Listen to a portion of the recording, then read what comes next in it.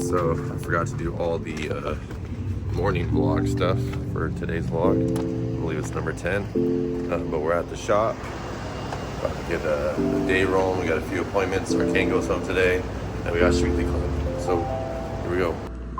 So the power is supposed to go out today because we were fixing the pole. So I got some canned fish here since I usually meal prep. Just so I can kind of stay on my diet. So yeah, my breast's gonna be real stinky later. Alright. Erin's gonna do one more session with Arcane before she goes home today.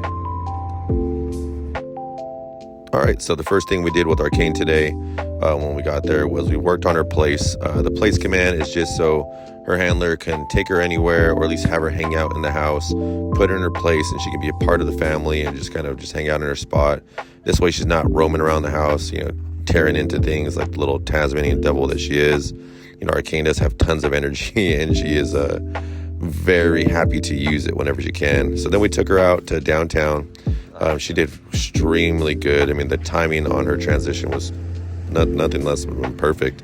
Even right here, when we go past Old Town Hall in Gilroy, there's people to the right of her, and she didn't really care. She's very neutral. The only time that I believe we had an issue with small leash correction was when we passed this little podium thing, and she kind of went towards that thing that was on there. Other than that, she did awesome.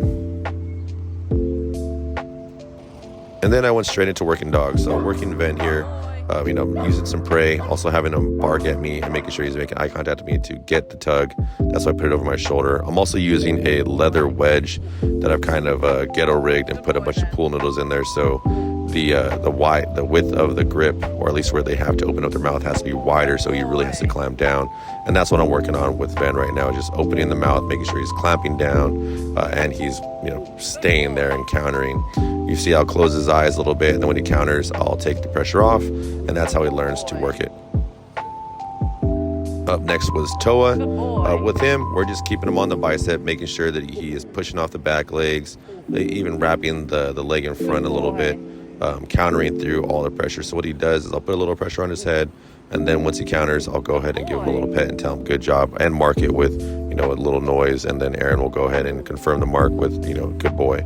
So keeping it very clear, working a little bit of spatial pressure. See, I put my right hand over the top of him. He does really good and counters out of it.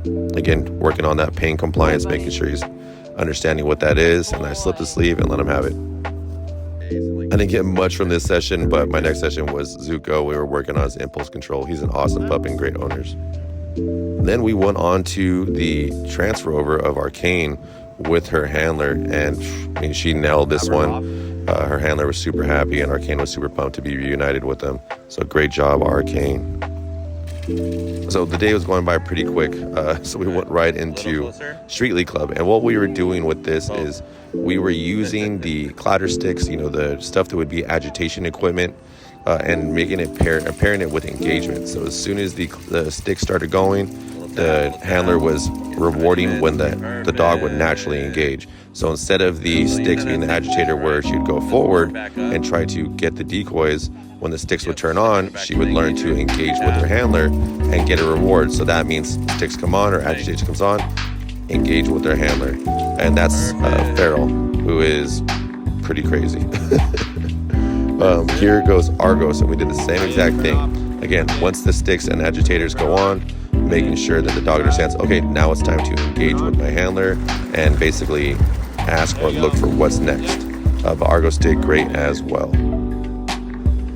Another thing we worked on in club was the bag snatch scenario. So the way that I teach the bag snatch scenario is I really don't want the dog to react on itself, because that can create some issues. As you see right there, Radar is just already kind of walking over to that side, anticipating possibly biting the bad guy or the decoy, right? We want to make sure it's on command. And then to kind of wrap things up, we got a little soldier boy here from Ireland working canine. He's a killer, and he's going to do good things in bite work. What's up, guys? So that's the end of vlog 10. This is going to be a little bit of a shorter one because I forgot to film a lot of things with the chaos that was going on today. But we'll get another one out here to you guys shortly. Hope you guys enjoyed it. Make sure you guys subscribe, like, comment. Let us know what you guys want to see in the comment section. And yeah, on to the next.